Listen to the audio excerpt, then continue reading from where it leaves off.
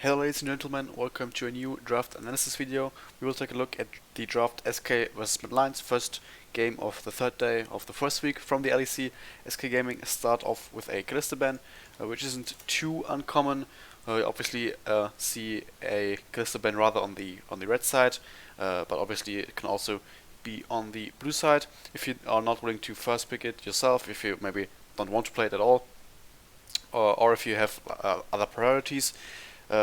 Kalista obviously is then a good pickup here in R1 or R2 for the Mad Lions side, and also Kazi and Kaiser have Kazi has played some Kalista games in spring, so this is why they probably also banned it away. Mad Lions follow it up then with a Thresh ban, which is interesting because you normally have three bans that you have to ban on red side. At least this is my opinion: Syndra, Varus, and Graves.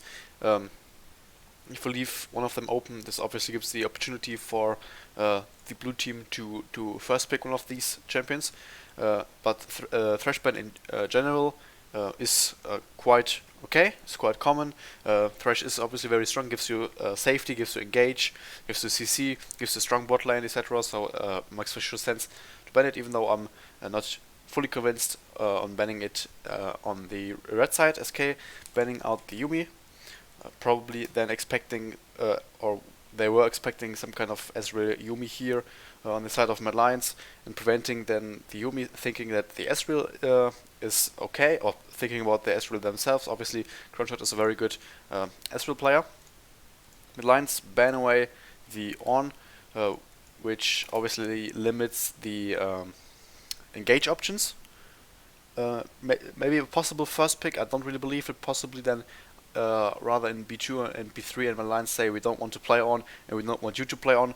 I actually think that this is fine, because now you leave open more than one power pick, so you could pick up one pick for yourself.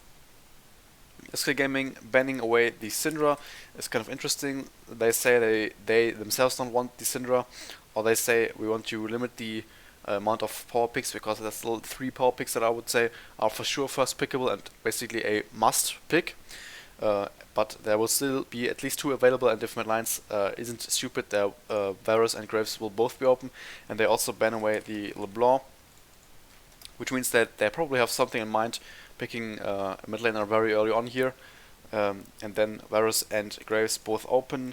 SK decides to go for the Varus, which is very, very strong, and Mad Lions following up with Azir and also with the Wukong.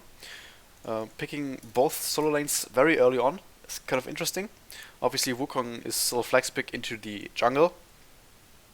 Oh, and in this game, it's actually flexed into another position, but I'll talk about that in a bit. And Azir is a safe blind pick.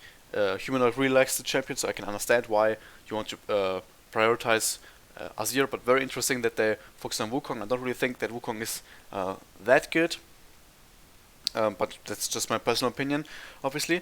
SK then pick up the Corki, which also functions as a little bit of a poke champion.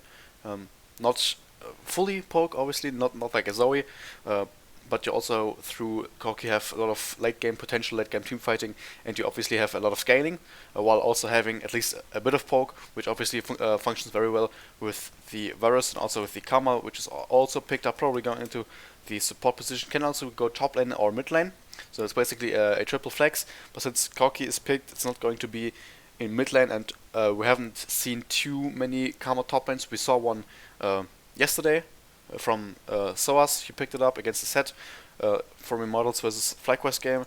Mad Lions, then their last pick of the first round was the Senna, which was surprising. We haven't seen too much Senna. I think Senna is pretty strong, but teams tend to not focus her because of reasons for me unknown. I think Senna is pretty strong. Obviously not blind, but in certain matchups she is strong, especially against poke compositions. I think she can be really strong if Yuumi is banned and you want some kind of healing. Senna can be very good. Banning away after that Mad Lions the Gangplank, obviously a safe top laner. Scales also very good, has poke potential with his barrels and also with his ultimate, so would kind of fit in this composition as well. And you obviously would I mean, maybe not a scale, but you would have at least have another scaling component in this matchup as well. And this would also mean that you can focus, if you would pick Gangplank, this would mean you could focus on bot and mid lane. So just a safe mid laner banning away. SK banning away this Lee Sin. Actually, I kind of agree with that. I normally say that I don't agree with picking or banning Lee Sin, but in that case, Shadow basically always plays Lee Sin. Every time basically it's open, he will pick it, and he's a very good Lee Sin, and now you basically force him onto something else. Mad Lion's last ban is the Aatrox, another solid pick. Especially for Genex, the top laner from SK, who likes playing SK, who likes playing Aatrox, so it's understandable. But I feel like it's difficult because SK needs some kind of engage, and I would rather limit the engage option by the engage options by banning away things like the Jarvan, the Maokai, maybe the Malphite, things like that are on Nautilus, if Kama's flex top lane, for example, things like that are reliable CC, because that's what SK is lacking. But also Mad Lions is lacking that, so maybe they have some certain picks planned for themselves as well. SK banning away the Malphite, which isn't too bad. Malphite, I mean Wukong still can go into the jungle as well, and Malphite is very good against poker compositions with his shield, especially versus AP.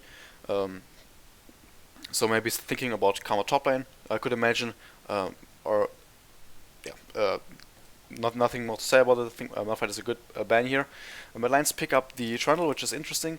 Trundle really is a fine blind pick. That's at least what a lot of teams and players say. I don't really think that way. I feel like Trundle is only good into certain teams or certain matchups, because you really need like a tank to really have a lot of value. If SK rather would pick something like Aatrox, that is now banned, then Trundle won't get a lot of value.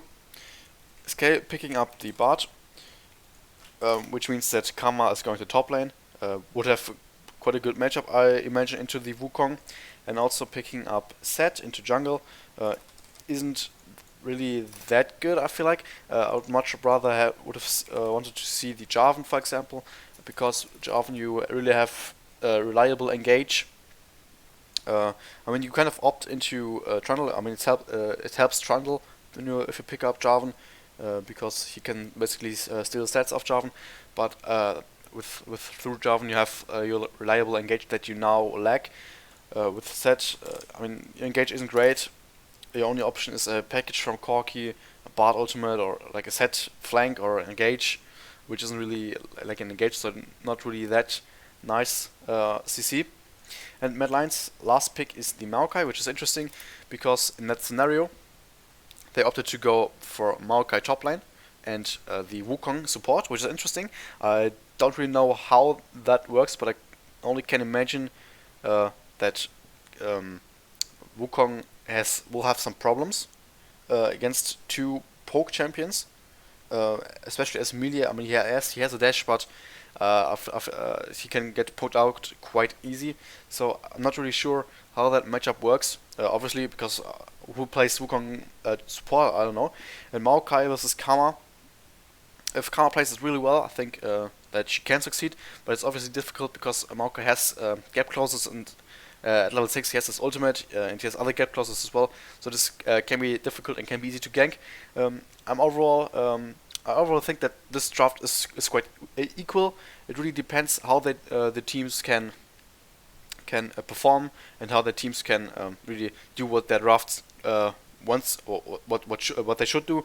If they can poke out, if SK can poke out their opponents, and Senna can't really heal that good against that, then I think SK has a good chance to win it. But if Mad Lions gets ahead, then it will get hard for SK. So I think the first 15 to 20 minutes will be deciding who the game wins. But looking only at the draft, I would say the draft is quite equal for both teams. I hope you enjoyed this video, another draft analysis video. If you did, leave a like, subscribe if you haven't, and I'll see you guys next time.